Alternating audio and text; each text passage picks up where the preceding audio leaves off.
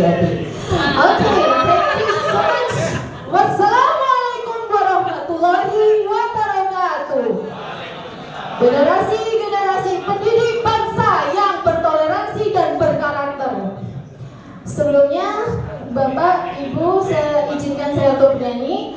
Inilah yang membuat semangat anak-anak didik saya dan juga partisipan saya menjadi lebih semangat dalam belajar bahasa Inggris.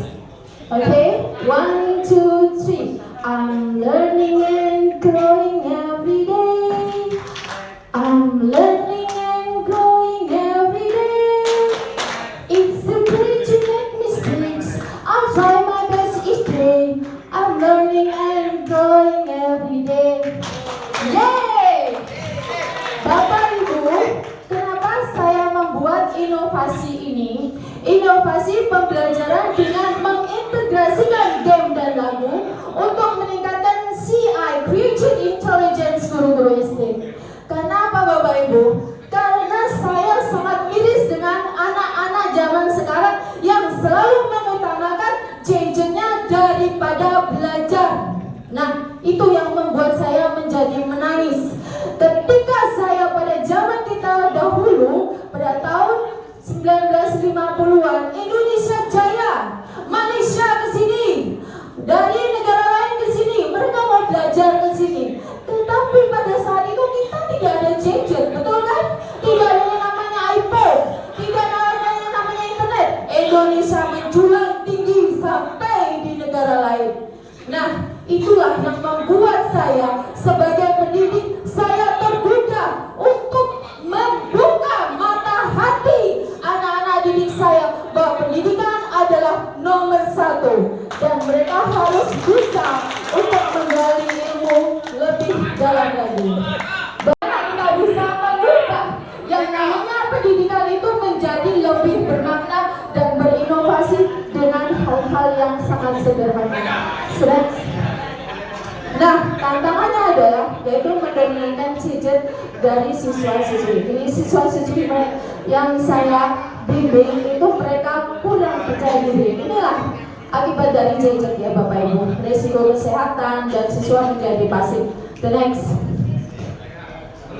Mas. Oke, solusi pembelajaran aktif dan kreatif. Mengapa menggunakan game dan lagu?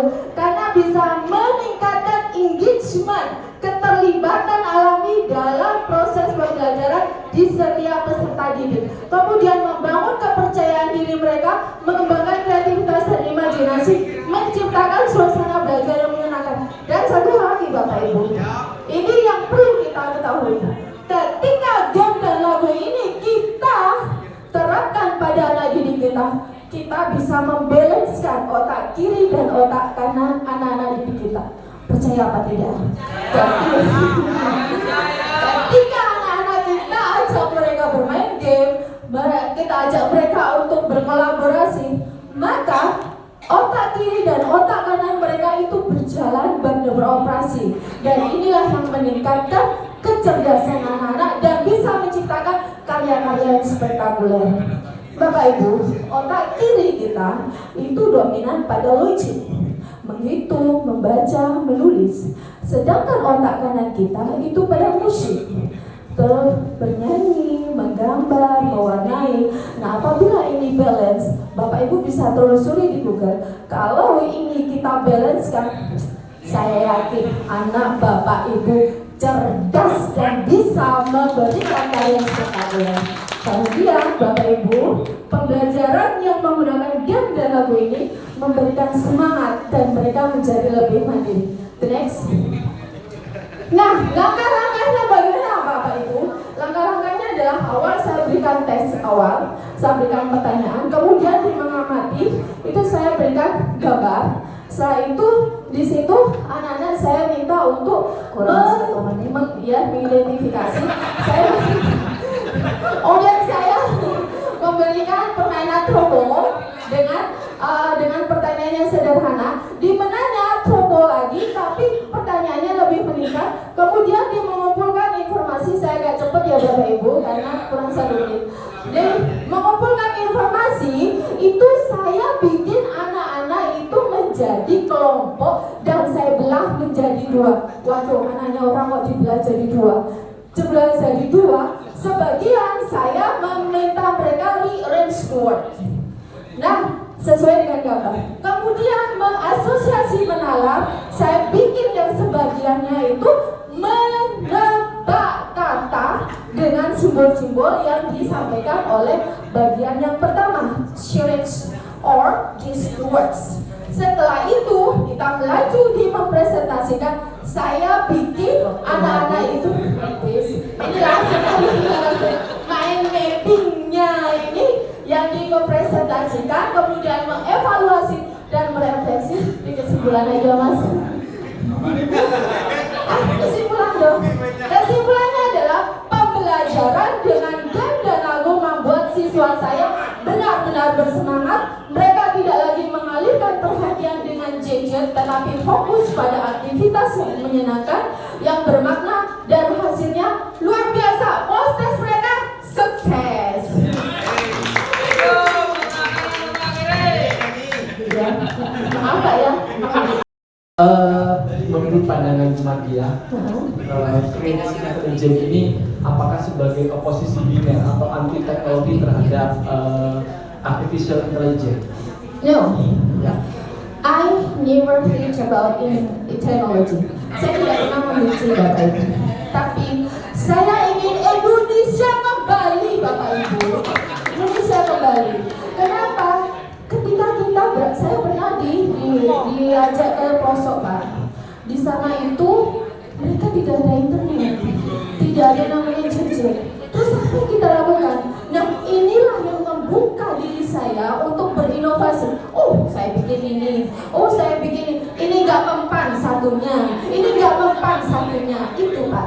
Jadi saya berikan kesempatan anak-anak didik saya untuk melaksanakan atau melakukan dengan teknologi dalam artian ketika di dalam kelas mereka harus fokus pada pendidikan. Itu Pak. Apakah benar pendapat saya bahwa CI ini menjadi fondasi dasar untuk selanjutnya bisa menerapkan atau mengimplementasikan atau memanfaatkan AI? Yes. Bisa dijelaskan? Ya. The next, begini Pak ya.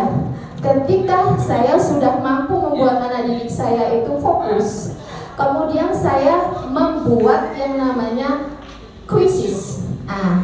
Sudah pinter nih anak-anak, sudah bagus nih quizzes, genjot di quizzes. Ayo jawab ini, karena mereka sudah fokus. Pertama, kita sebagai guru itu adalah ibu, bapak, orang tua yang disegani dan juga yang menjadi model atau role dari anak didik kita.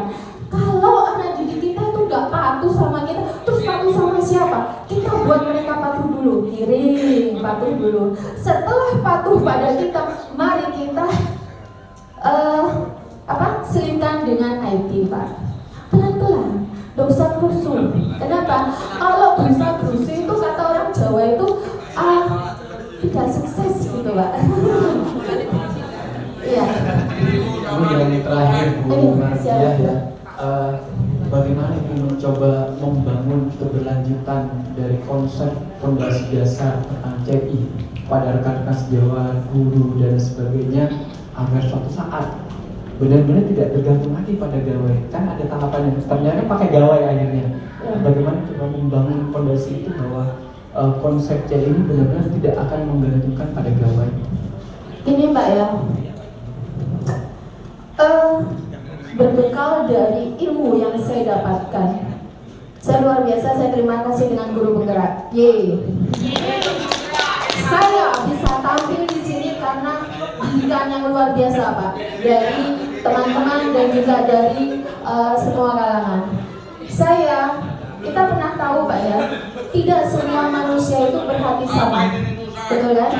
Ada yang jealous, ada yang baik, ada yang mereka orang itu bagus, ingin meniru. Ada yang sok pinter. Nah, itu kan.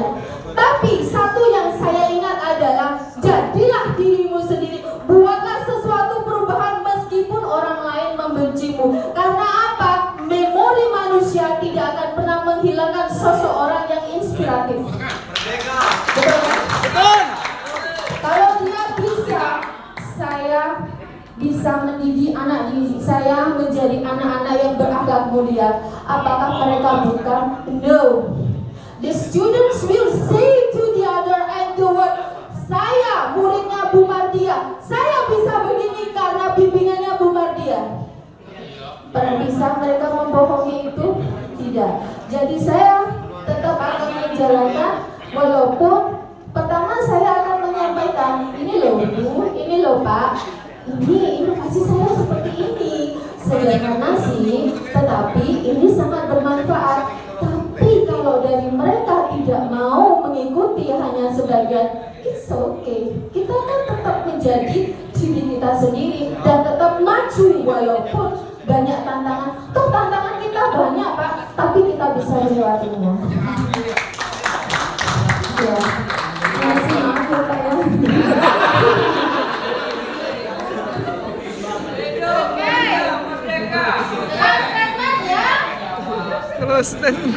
Ya, ngomong saya di sini, saya ingin berbagi.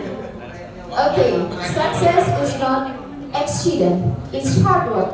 Perseverance, learning, studying, sacrifice, and most of all, love of what you are doing by Theo.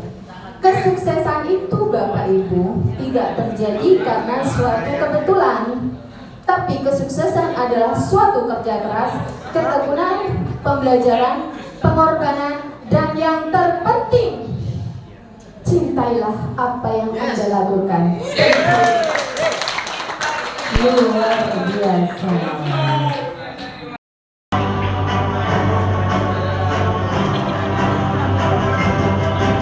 Selamat kami ucapkan kepada guru primat SMP Bu Fatmawati, juara 3. Selanjutnya Ibu Mardia dari SMP 4 Kedungkul.